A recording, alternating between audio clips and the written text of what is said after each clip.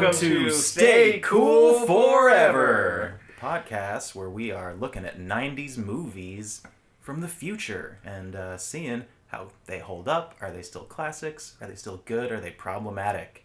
I really like the future aspect there. Oh, yeah. Because it is a movie taken into the future and then put through our lens. Yeah, a movie out of time. And sometimes this is the podcast where we just end up hating on stuff because it can't hold up or it is extremely dated or... In the words of my grandmother, I hate everything. Mm-hmm. No, so. I'm really good at hating stuff. But, I'm very, very good at it. Yeah, hopefully we're going to have the exception this year. Happy New Year's, Zach. Happy New Year. Wow, that's right. We rounded off the end of the year with holiday ones, and this month of January, we've moved on to comic book movies. Yeah, which I'm really excited about. Just we were both very young when these came out, and now the whole comic book movie phenomenon is out of control. Huge, yeah. So, like, who were the pioneers? Like, what were they doing right and wrong, 30 years ago? Anecdotally, 30 years ago. Why you gotta say shit Almost like that? 30. I'm rounding up. Because I'm old, Zach. I'm grizzled. Anecdotally, that whole old thing really made me lose my train of thought. Sorry. That's okay. Oh, anecdotally, the plan for the Star Trek on CBS, their thing, the showrunner wants to do. He's basing it off of MCU, and so going into the future, maybe in the next 10 to 15 years, everyone could potentially be into Star Trek in the same way that they're into Marvel or Game of Thrones. Like they're doing a connected universe between the different iterations? Yeah. I mean, well, it all is a connected universe now, but they're all so old. And so basically they get to start new, if you will, with these new graphics and where they're going, and there's already going to be 3 to 5 shows, and they're thinking about doing more movies as well. Not in that Kelvin timeline of J.J. Abrams one. But, so they would they be getting a theater release? Yeah, potentially they're going to be doing theater releases. They don't have anything in stone yet outside of the television shows, but they're hoping that by having 3 or 4 shows at the same time, much in the same way that the Marvel movies and shows, there's a bunch of television shows that pertain to Marvel. They want to... Instead of using the movies as the vehicle to push the shows, they're going to use the shows as the vehicle to push the movies. Interesting. So it's kind of a very interesting, could be an interesting couple years, especially with the close of Game of Thrones. And yeah, people are going to have some other... We're going to need something. A new universe to obsess over. And to continue down this anecdotal lane, do you think after the final Avengers that we're going to get, do you think... What do they do? Do they pivot into other characters, or what's up? I think they're going to have to. That seems to be what everyone's implying, that this will wrap up, and probably some of the original 4 will be retiring or passing the torch to new actors. And maybe, I think they got the X-Men, Marvel got the rights to them. Oh, they did? So maybe that'll... That's what I would love them to do. Oh my god, yeah. I've enjoyed a lot of the X-Men movies. Where's Gambit? I need Gambit. He's in Wolverine's origin. Oh, is movie. he really? Yeah. Well, that wasn't a great movie, but that's his only appearance. Okay. Yeah, Gambit was my complete favorite. Yeah, Marvel should finish up the Avengers and then go all in with the X-Men and whoever else wants to stay on. I did some research on the End movie, or the Captain Marvel. Do you know her powers? All of them, I thought. She's like an alien, right? She'd be like Superman powers. She flies and shoots beams and is strong. This may be obvious. She can time travel. Oh, shit. Didn't know that. Yeah, I didn't see Infinity War, but I'm aware that there's, in reading the synopsis of Infinity War, I was like, oh, okay, they're going to have to go back in time to fix this. Wait, you didn't watch Infinity War? No, I got all the way up to it. We were talking about it for months leading up to it. You were watching all of the movies leading up to it, and how did you know it's on Netflix now? Yeah, I've kind of been waiting for it to be on Netflix. Well, if you want to watch it after this, we can. I will watch it again and again and again and again. But oh, really? Okay, it's that good. Yeah, I mean, it's fun. It's like a comfort movie, like one of the even the worst Harry Potter movie you can just put on and enjoy because you love the world and the characters. So To that end, that's exactly how I felt about this Teenage Mutant Ninja Turtles movie. I was gonna ask, like, do you have a history? Did you watch the cartoon as a kid? Oh, I watched the cartoon. Okay. I played the Sega Genesis game. Nice. That was one of my favorite games ever. Hyperstone Heist, or Turtles in Time, or Manhattan Project? Oh Lord, I was too young to know the subtitle. Okay, but it was like just like a beat 'em up kind of Side-scroller. 3D, like a Final Fight or something. Yeah. Okay. No, I mean not like one-on-one. But like the guys come, you know. Yeah, and just then like you waves and then a Correct. boss. And, yeah. Okay. Yeah, I loved that game. That one beat out Streets of Rage. That one beat out Toe Jam and Earl, Earthworm Jim. I mean, that Teenage Mutant Ninja Turtles game was my shit. Yeah. Teenage Mutant Ninja Turtles was one of my favorite like characters ever. Wow. Cast of characters. My history with this, I was preschool age, okay, and I lived in Ventura, and there was a local house. This woman had 3 kids of like probably 16 to 4. Okay, and then like 8 of us from the neighborhood. She was at the daycare while the parents went to work. My first day there, I cried and cried and cried, and I didn't want to be left alone. Naturally. But that day, we ended up watching Teenage Mutant Ninja Turtles. Because they had owned it and like they loved it, and I think we had to watch the first one because the second one had come out, and so these movies hold such a dear part of my heart real early on. Yeah, definitely similar experience. A little older, but I remember seeing this in theaters and just being blown away. Oh, wow. And I had watched the cartoon. I had all the action figures. Okay. I went to someone's birthday party at a Pizza Hut where the Ninja Turtles, Nice. 4 dudes in Ninja Turtles costumes came Nice. and like danced around and did karate, and it was like just that prime age to really appreciate that Yeah. stuff. But in the research for this, did you know what the origin for the Ninja Turtles was? No, I'm not gonna lie to you. I didn't do as much research as I should have, so I'm all ears. No, fair enough. As someone who loved it this much, I'm surprised that I just now took the dive to kind of learn the history. It's kind of like the Toys That Made Us situation. Okay. The guys that wrote the first edition, Easton and Laird, were doing it as a parody of popular comics at the time. I think they were trying to parody Daredevil and a couple others with the sensibility of like concrete and darkness, and you know, the comic was originally super violent, and pretty much after that first issue it started to get attention. They're like, let's build figurines, and then turned it into a sort of, we want to merchandise action figures, and then the cartoon sort of came out of that. And basically the whole ride has like that He-Man thing where you sort of put the cart before the horse. Yes. So it was that's kids, how this movie like, felt. Is that they put the cart before the horse? Because the whole time I was thinking about it, I was trying to figure out at what point. Obviously, the movie was not first, and so I knew the comic books had to have come next. But I was wondering if it was the cartoon or the toys. It was the first comic came out, then they started doing like figurines, and then I think the toy was launched with the cartoon that started in '87. Okay. So you had 3 years of the cartoon. This movie, Teenage Mutant Ninja Turtles, came out in 1990. So yeah, it was sort of like the apex of that, seeing a live action version of it. When you like were jazzed just for the toys and cartoons. I've got to tell you, this movie really encapsulates. It meets at the apex of nostalgia, but it's the perfect combination of kung fu, comic books, and that was the golden age of I'm sorry, it's not the golden age of comic books, whatever, but it was the golden age of cartoons. Yes, those are the best Saturday cartoons. morning cartoons. Those were the best cartoons. You got Batman, Superman, you know, that was when all the comic book guys, at least for me, you know, being born in 1990, all these comic book heroes are emblazoned in my mind as cartoons. Yeah. Those early cartoons. And that style of animation, I wish we had more of. I love the way Rick and Morty looks.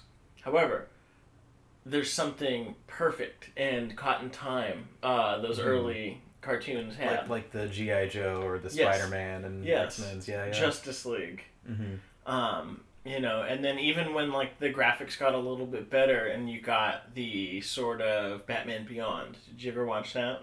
Yeah, I watched a little bit of it. Okay, yeah, teenage, Batman. It's awesome. He was like a Robin. So, I think this movie, it was so much fun for me.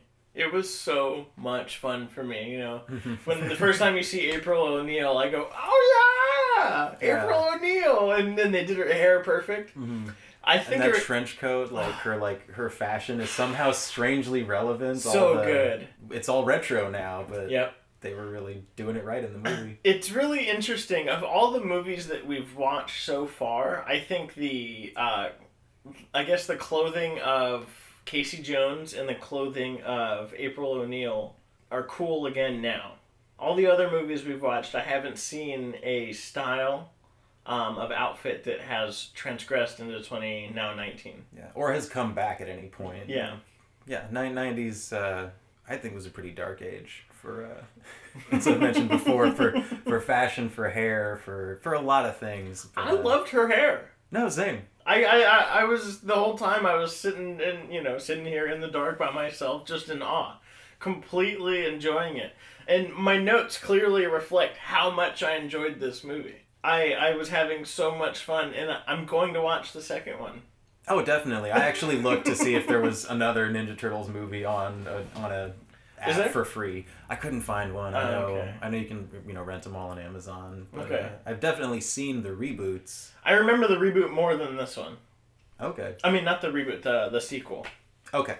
You were probably a little older when you saw that. Correct. Which is why I remember that one more. I can't get out of my mind the that white subway scene where they're in a subway and it's all white tile and they're coming out of the top and chasing someone down. That's what I remember. That's it. Well, now I'm gonna have to watch it again. I think it's Resurrection, right? Isn't it called, or is that Mortal Kombat Resurrection? That's more. Annihilation. Oh, Annihilation. I think Secret of the Ooze is the Turtles 2. Oh. Well, there you go. All right, we'll dig it all up. We might have to revisit the Ninja Turtles. But for nostalgia, I want to talk a little bit about the production and stuff, because that's something this movie gets a lot of credit for. I think deservedly so. That Jim Henson's Creature Shop was responsible for these turtle head prosthetics. Oh, yeah? Yeah, they were 50 to 70 pounds for the close-ups, where they had to do a lot of emoting and talking. Holy shit. So these actors had to carry this stuff around, and someone was controlling the eyes and the mouth, in those scenes. And I think they had a slightly lighter version for the fight scenes, but it was still, when you consider what the stuntmen had to work with, and what they were able to put on the screen. Under a microscope, there's definitely some animatronics that don't match that you notice, sure. or sometimes where you can see, obviously the fight choreography, it's a PG movie. Yeah.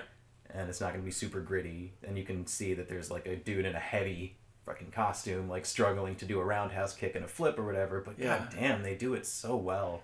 They, like I was saying, this was such a great time for fucking kung fu that it even transcended a kid's movie. Yeah. It made me go, oh yeah, that's why I was so into Bruce Lee. Mm-hmm. I imagine that's the exact carryover there, Yeah, and this is very much a kung fu movie, by formula. Yeah. Superhero movies follow a different pattern. Off the top, did you have a favorite scene?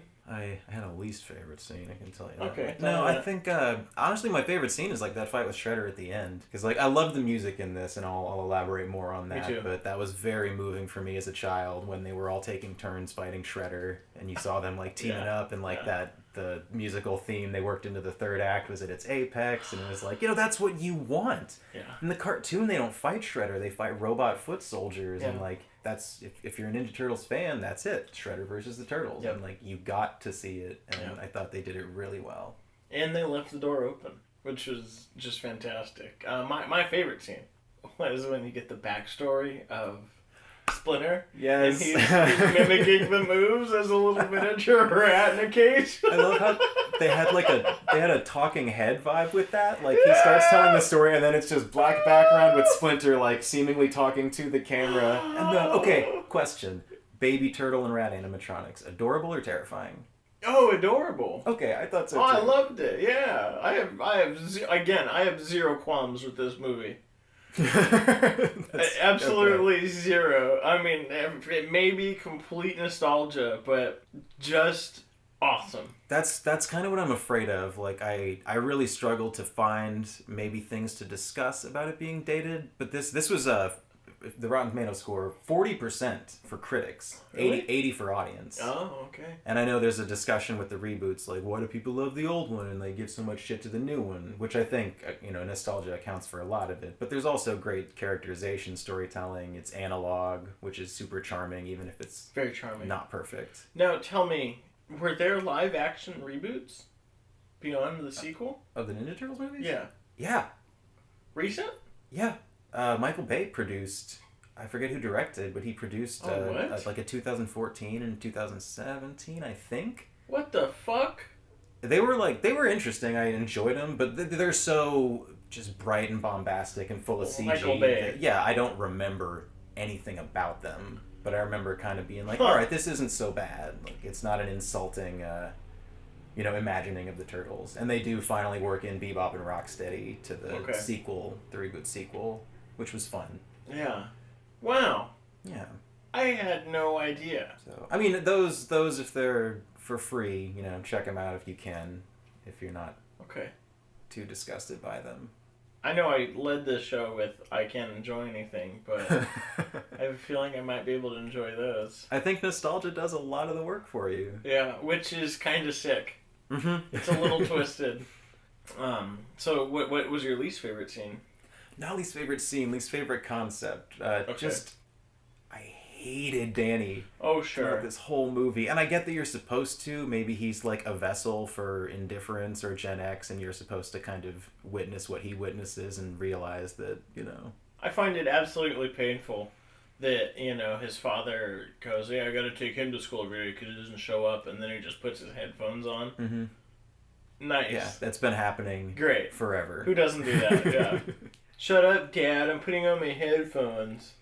No, the kid he caused so much problems. Like, he sees the Turtles in April's apartment, and then the second Shredder's giving the speech at the headquarters, like, we're gonna get these freaks, these Turtles, and then he just raises his hand and, like, rats them out immediately. Weak ass. Yeah, they end up, like, trashing April's apartment and antique store. And then when he's hiding out in their lair when they come back from the farm, and then he sneaks out that night. Yeah, and he doesn't. First of all, he doesn't own up to his what he did. Mm-hmm. They don't. I don't think they know that it was him.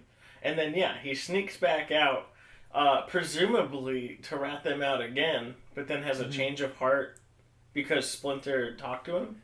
Yeah, I was saying, like, what is he even sneaking out to do? I thought maybe to help or to infiltrate or to break Splinter out himself, but he really just goes back to the club and then he, like, burdens Splinter with his emo bullshit. I agree. I thought, my mindset was that he was totally going to rat him out again and then had a change of heart when Splinter spoke to him. Mm-hmm. Yeah, that might have been the case. He was just a really shitty kid and he paid no consequences. Everyone in this movie put their ass on the line and he was just a fucking voyeur spectator along for the ride. Do you have a favorite turtle? Did you have one growing up? I think Leo was always my favorite. Blue? With the swords? Yeah, he was always my favorite too. Because of, because the swords, ninjatos. Yeah. Oh. Confused with katanas. Yeah, I thought they were katanas. Yeah. I know Sai, Nunchuck. Is there a name for the staff? Bow. Oh, shit. Oh, yeah. It's a flashback to Baldur's Gate of old being a child. That was a total bow staff. What was your favorite? Oh, Leonardo. Okay. Yeah, Leonardo was always my favorite. In that Sega Genesis game, I would play as Leonardo. My favorite color was blue, too. Nice. Mine was green. Oh, okay. So I liked all the turtles. But... Smart. Second favorite? Second favorite, Michelangelo. Okay. Boy loves pizza, dude. Yeah. Likes to party, keeps it light. Likes to party, keeps it light, loves pizza. It's a man after my own heart. Okay, did you ever own a pair of nunchucks? No, not like a toy pair. I had friends that had them. I mean, I've played with them. Okay. Did you? I assume? Absolutely. Okay. Yeah. For a couple years there, I was, trying to like recreate the scenes from the movie of the nunchuck off. That, sure.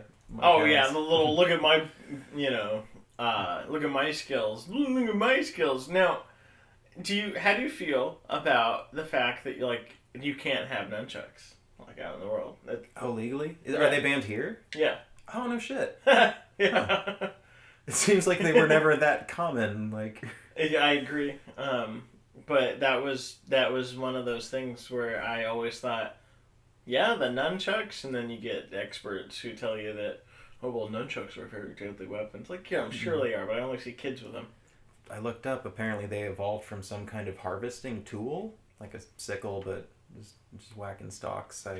Do you know who is trained in nunchucks is Jeff Ross. No shit. Yeah, fun fact. Nice, like he has a degree. Yeah, whatever. Or Some like taekwondo took martial career. arts Yeah, and got the belt. Yeah. Proficiency in nunchucks. Yep. That's pretty cool. That's that boy.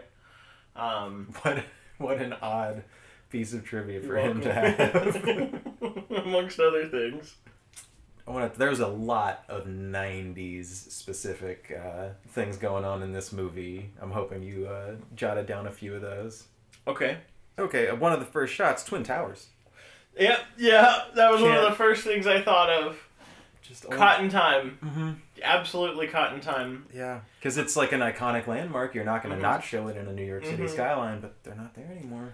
Oh, man. So it's always a little weird. That is crazy. It's funny bringing that up. I had that thought again. I was driving on the 101, and it was so clear I could see downtown, but you could very visibly see the fucking Korean Air building, and it's just crazy how cityscapes, change over time. Yeah. And, that's just always going to be a fixture now from here until forever, but much in the same way the Twin Towers aren't going to be there. I personally think the notion of Kung Fu is just very 90s. Yeah. A little 80s, but definitely a holdover into the 90s. Yeah, super popular. A drug-ridden New York City full of crime. That's very 90s. Yeah, I was looking into that. 90 was a peak year for homicides in New York. Uh-huh. Like, it was over 2,000. It was so fucking bad. Like, crack, heroin, like... The 90s were bad. And it looks, in the movie, it looks terrifying. I don't know. Absolutely. I don't know if they were using sets or whatever, but every shot outside at night, I was like, if I was there, I would be terrified. Yeah, April O'Neil's just walking, oh, it's fine, I'm gonna go to my van. Yeah, she lives in a warehouse district that no one else seems to live in. Yeah, New York was scary in the 90s. You know how, outside of stop and frisk, the way they cleaned that up is they started cleaning up the neighborhood by going after graffiti artists and going after turnstile jumpers. There's like a broken window policy, like nice. Small crime leads to big crime. The broken window policy, which it can be an inherently racist policy, but Times Square is it's like a mall through and through. It's not even it's no longer the giant porno theater. Correct. That Yeah, it was. You're not getting Blumpkin down the way at all. What other straight 90s things you have? Just like the skateboarding, the arcades, the whole headquarters for the Foot Clan. Did you know that the goon, the main goon guy, who's anything you want, we got it. Whatever you want to do it. And okay. That was Sam Rockwell. Nice. Okay, good. Yeah. So I had every intention of looking up who the fuck that was. Nice. Wow. How old was he? Oh, God, he had to be super young. He had to be 15-ish, right? Yeah, I would guess teenager, for sure. Who is Casey Jones? Casey Jones was Elias Koteas.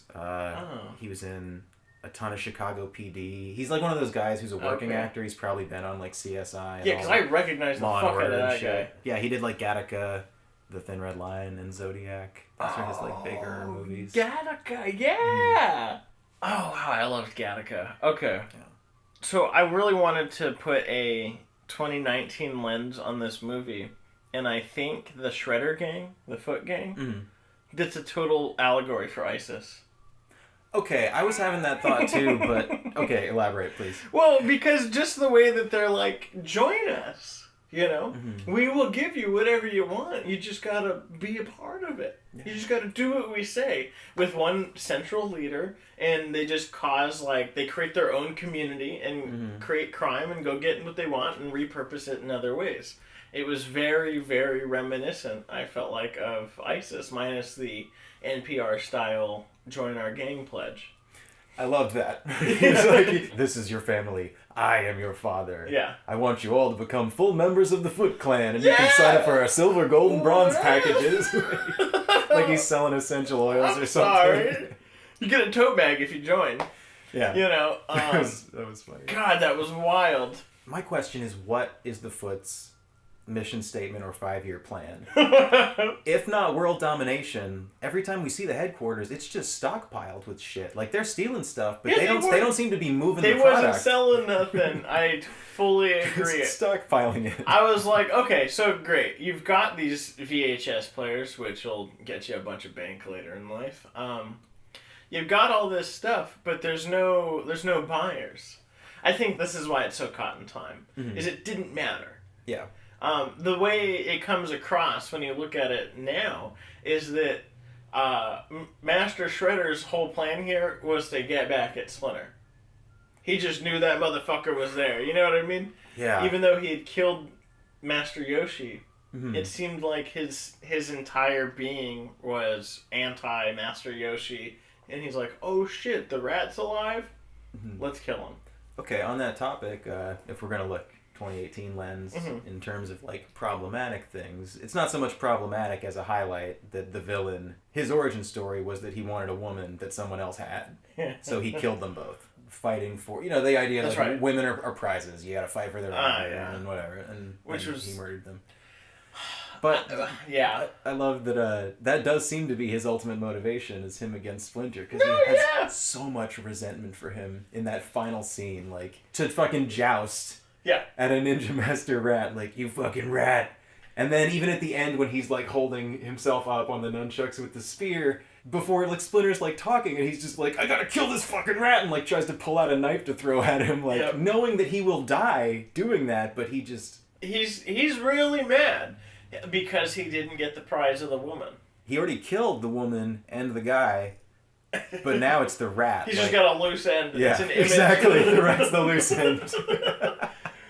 Which is wild in and of itself. I understand Mutant Ninja Turtles is the premise, but you mean to tell me that this grown-ass man, who's already a murderer and moved to the States to start a crime ring, will stake his entire claim on killing this rat? Yeah. You have an operation. You've accomplished so much, and you're just gonna blow it in a fit of rage. Blow it. Absolutely blow it. And then get beat by, Mr. Airhead Casey Jones. Yeah, who casually probably murders him. I mean, if the fall didn't kill him, being squashed in a trash compactor would. But it's a PG movie. It is a PG movie. And, why does Casey gotta whistle as he, pulls the thing? Just a wink. This is light. We get it, dude. Kill the guy. It's okay. Yeah, you're right. It is a PG movie. That is probably the case there. Hey, did I say I'm Zach? I'm Wade. Excellent. Yeah, so we did that. The director to this did mostly music videos back in the 80s, and he did Dire Straits' Money for Nothing video, that really cartoony one. He did Aha's Take On Me. Things that are visually iconic of old music videos, and Billie Jean, he did Bryan Adams, Madonna, Toto. Ton of great stuff. So that sort of clicked with me and made sense when I watched this, because I'm like, okay, so this guy has a sense for a visual flair. Yeah. It definitely translates. And the writers did not a ton of stuff, but mostly The Wonder Years. That was one of them. And the other writer did Different Strokes and The Jeffersons. And it shows, because the references are old. The jokes have a very classic Hollywood, lighthearted sitcom kind of temperament to them. But it translated so well. It was awesome. Just so awesome. My question to you is, okay, so I get that they have a TV down in the sewer, powered, I don't know how. And a payphone. No toilets. No turlets. They just live in a turlet.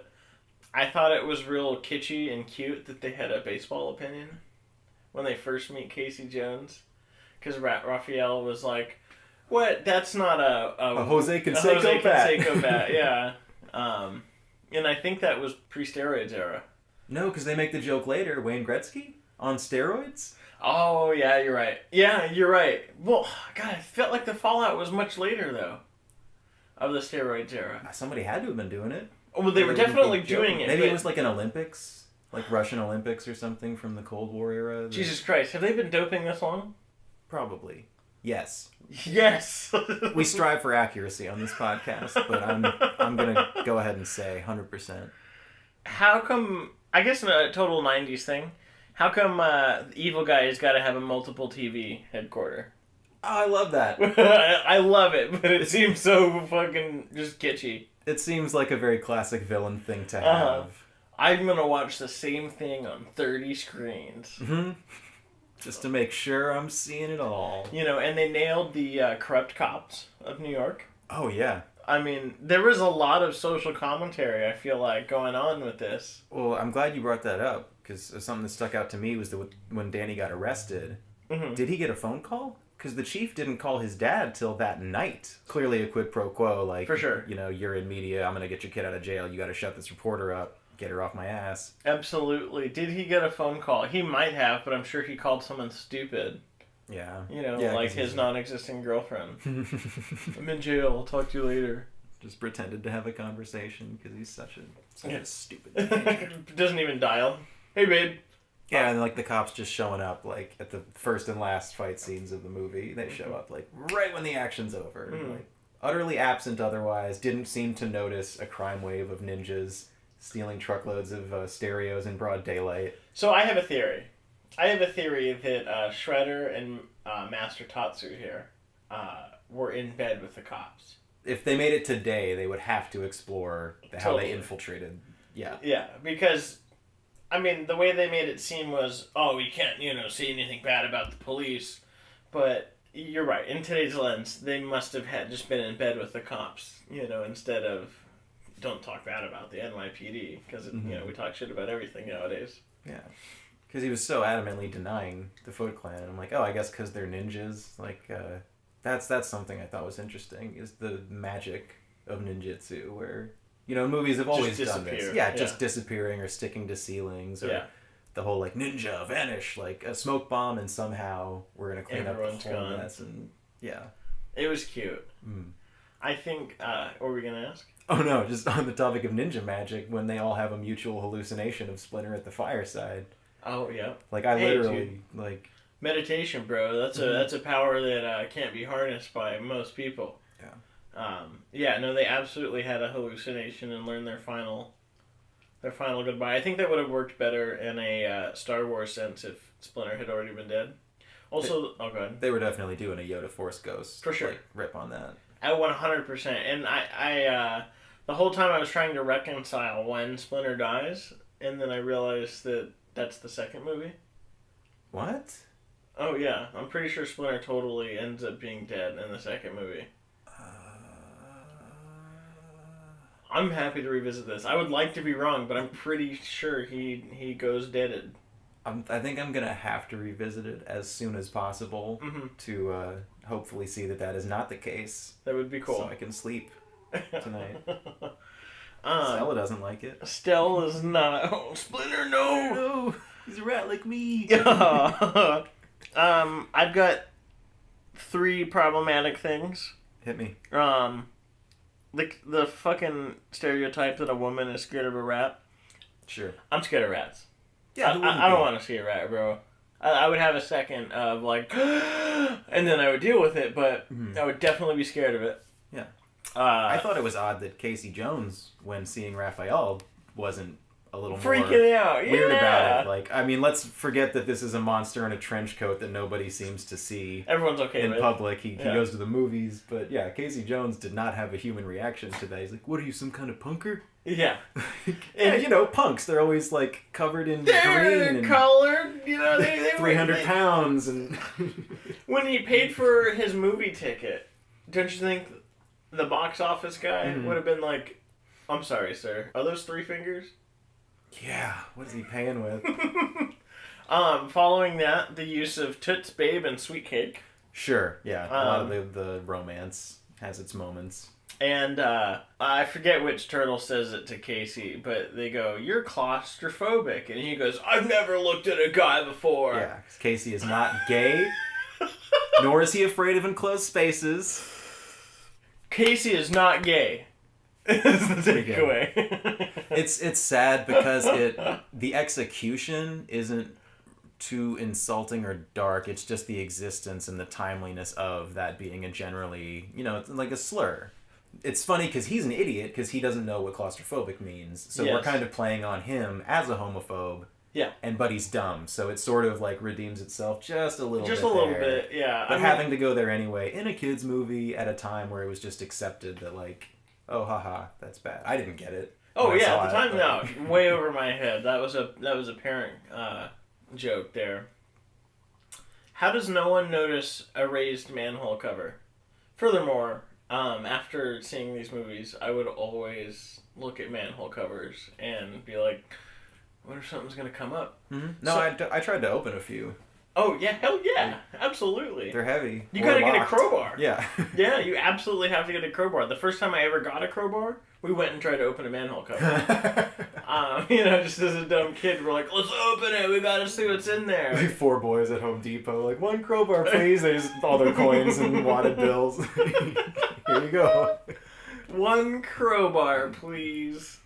I got something problematic. Okay, hit me. The kind of influence of the Ninja Turtles to children in general, that they're eating pizza and Pepsi and seemingly living on that diet. A lot of Pepsi. Which also leads me to the question is their biology. Like, how does it work? Because like when Raph is recovering, they just like slunk him in a bathtub. Just sit here, bro. And they're like dripping water on him. I'm like, okay, so do they need water? Like, they live in the sewer. I get that, but they can eat cheese and pepperoni. They can digest and live off of that. Not a great role model for children. Yes, it's not a good role model for children, but it just seemed so unnecessary. But the whole time I was watching it, I wanted to see them eat fruit the way a turtle eats fruit. You ever seen that? Leaves, just real slow. Yep. And there was none of that, and so you're right. Not factual at all. Mm-hmm. Not realistic. Though kudos for having those heavy ass costumes and still making it appear as though they were eating pizza. Yeah, the long string of pizza. Mm-hmm. Sign of a good New York pizza. That being said, they order Domino's. And I got mega respect for not paying them the $3 for being like 3 minutes late. Yeah. I do that shit all the time. Great quote there. Wise men say forgiveness is divine, but never pay full price for late pizza. Yeah. I liked how the kids were smoking at the Foot HQ. They're like, okay, so obviously there's no like heavy drug use. Your New York in the 90s representation's got to go PG, so there's not crack or heroin or any of that. But like, they're not drinking alcohol either. Because this is a kids movie. They're just very into cigarettes. And Pepsi. Again, a lot of Pepsi there. Which are both, like, nowadays not considered good for you. Kind of taboo, aggressively, like... You want to do some quotes? Absolutely. We're talking major pizza attack here, dudes. Class is Pain 101. Your instructor's Casey Jones. Your ninja skills are reaching their peak. Why don't I ever dream of Harrison Ford? Yeah. Cricket. Nobody understands cricket, which is a fact. I've watched a lot of cricket. Still don't fully understand it. I don't know what a crumpet is either. Which he made the... Yeah, I'm pretty sure the crumpets isn't that the bat? Or is that a wicket? I thought that was like a tea pastry. Yes. Tea and crumpets? Yes. Am I wrong? No, you're not wrong. I've been there, man. I still don't know. Whoa, and I thought insurance salesmen were pushy. Nice, yep. Am I behind on my Sony payments again? What do you think she got? VHS, right? Did they subscribe to cassette tapes? Or was she paying off a VHS player? Well, that's what I felt like it was, is that, she like... An installment plan for a VHS. Oh my god. I feel like that had to have been the case. Wow. Or a TV maybe, or home theater system. I didn't even think of that. My mind went straight to like those BMG music things, like you get the first 10 for a penny, and then they would bill you. That could have been it. I do think it was electronics though. Yeah. Okay. Why don't I ever fall in with people who own condos? Because you're trash, bro. Because you're a homophobic, failed hockey player who hangs out on a rooftop with a police scanner and binoculars like Batman, just looking for someone to beat within an inch of their life.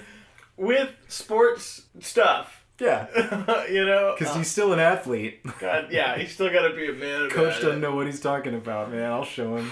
Beat the fuck out of these kids. What did you take classes in? Insensitivity? Ninja kick the damn rabbit. Do something. Nice.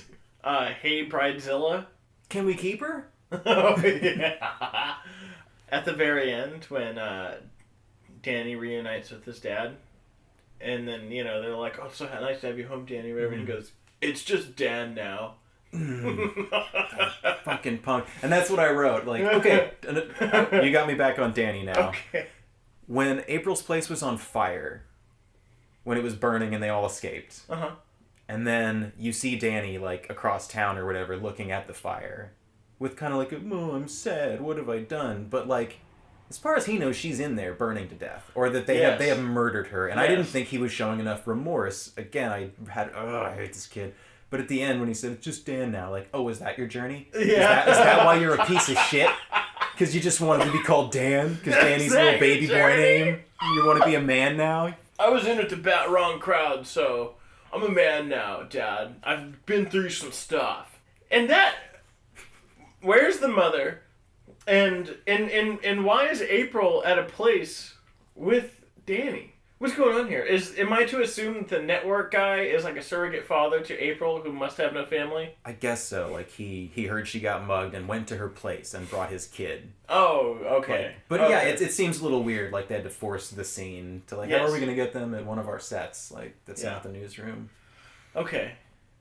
Newsroom looked so dated and strange. Because nowadays it's all like blue screens and there's just a ton of screens and graphics and like for them it was just like a muted colored room and a desk. Okay. With a big fucking, VHS camera. That's right, yeah. Yeah, it was, I mean, they were like a step away from typewriters. Probably didn't even have fax machines yet. Oh my god. Or pagers. This is 1990, so this is like... Wow. There's going to be a huge gap. Still old. Mm-hmm. Even. Yeah. Good God. I want to talk about the music real quick. Okay, yeah, that's right. So they only listened to Hippity Hop in the Foot Clan HQ, but that first song was MC Hammer. Okay, which in and of itself is a little racist. Why are the bad guys listening to rap? Especially with the pretty majority white male representation. Yeah. Let's go there. Like, April was pretty much the only woman in this movie. Yes. And all the kids, like, despite how multicultural New York is, there was maybe, I saw like one Asian kid, one black kid, one girl at the very end. Yeah, I mean, and so we're to assume that all the bad kids in New York are privileged hipsters. Yeah, I guess. Motherfuckers. Perhaps, you think they would have been concerned with that in 1990 of like, we don't want to have a bunch of like people of color playing the bad kids because that'll seem racist. Let's just have it be all white people so we can't be racist. I think I would prefer that, but I don't think that's the case. Mm. I think they were just racist and only hired whites. Because that's what was going on there. That super sick metal orchestra opening with the guitar solo. When Shredder first shows up? Just at the beginning of the movie opens with like a fucking orchestral metal. Oh yeah, I really love the musical themes in this. It's great. Like the Foot Clan theme that you get at the beginning, and then the Turtles theme. And they balance it really well in the fights. Like, they were so limited for spectacle. You're not getting these giant sweeping 3D clusterfuck scenes, so I noticed that they would like try to change the setting of the fights pretty quickly to like move it to a new set to keep it interesting. Fall through something else, there's new symbols, he gets to smash them with the symbols. Yeah. And the whole Wrecking April's apartment place like was pretty light. There was lots of like jokes and quips and stuff, and then it's only at the very end when the fire and Casey Jones that we get the like that Act 3 theme of like the darker one, and it's the same at the end when they're fighting from the sewers to the rooftop. Yeah. For inexplicably just traveling in the direction of where they're gonna have a showdown with Shredder. But like starts light jokes, light music, Turtles theme reprises, and then it gets like really dark at the end. I mean, I think the jokes as they're fighting that's Teenage Mutant Ninja Turtles, man. Yeah. That's it. That's what it's about. There was that disco guitar when they were going into the Turtles' backstory. We got a little like Niles Rodgers. Oh yeah. Oh, just so good. I really liked all of the backstory because we've got little fucking turtles just swimming in little goo, but we're getting a heartfelt history. It was nice too. It was a really faithful origin story. Like, I guess to what the comics had established to that point. Like, they were telling that bonkers, insane story, but we were all on board already. Like, oh yeah, I'm in. And they did it right. You know, a lot of earlier movies might have taken a lot of liberties to like whatever they thought would make a good movie in the 90s, but this one like was exactly what we wanted and needed. And the Turtle Power song at the end. Dude, I still remembered most of it. I was like singing along to it. Yeah. Oh my god, wow. Yeah, I was gonna turn it off, but I began looking for it to just put it on Apple, you know. It was awesome. Yeah. Just totally caught in time. Mm-hmm. So I really loved April.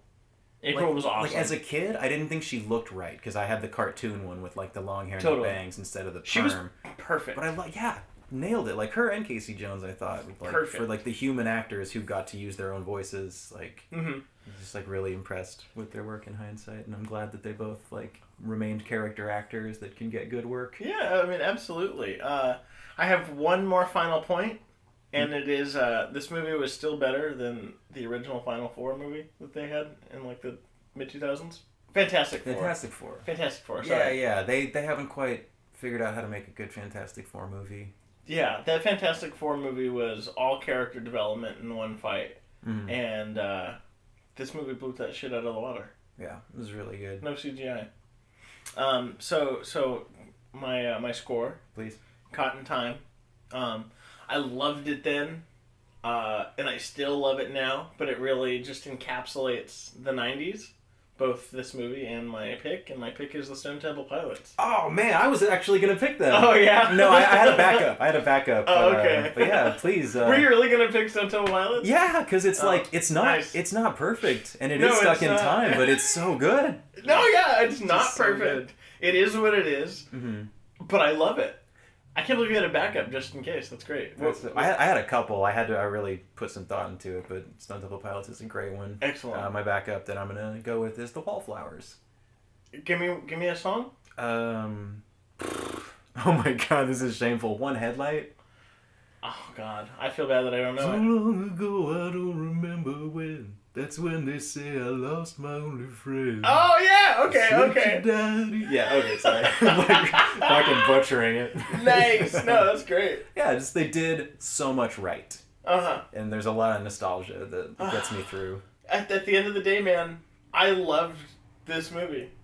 Same. I loved it. I can't I tried looking for things that are wrong with it, but it's so fucking good. It just is what it is. And I'm sure someone could make the argument, but I fucking enjoyed it, and it's precious to me, and me I still enjoy it today.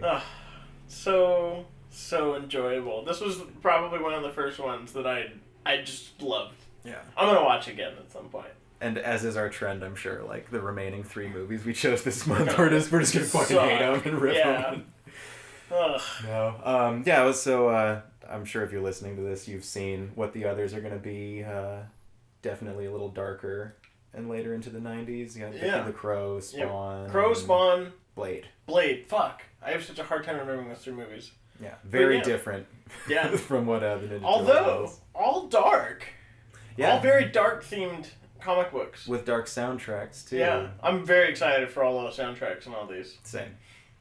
So if you've been listening this long, thank you. Yeah, thanks for coming along for the ride. Happy New Year. Happy New Year. We got some socials, some contacts. You can email us at staycool4ever@gmail.com, and the 4 is spelled like the number, FOUR. You can find me on Twitter at LAZacharyK, and be sure to check out the podcast on all major platforms, honestly. Yeah, just look it up. We'll pop up on a Google search. Honestly, yeah. You type in Stay Cool Forever podcast, we will be there. Yeah. And you can get our contacts there. So tell your friends, watch the movies, and... Tell your friend, tell your mom, watch the movies. Yeah. And thanks. Yeah, bye. Bye.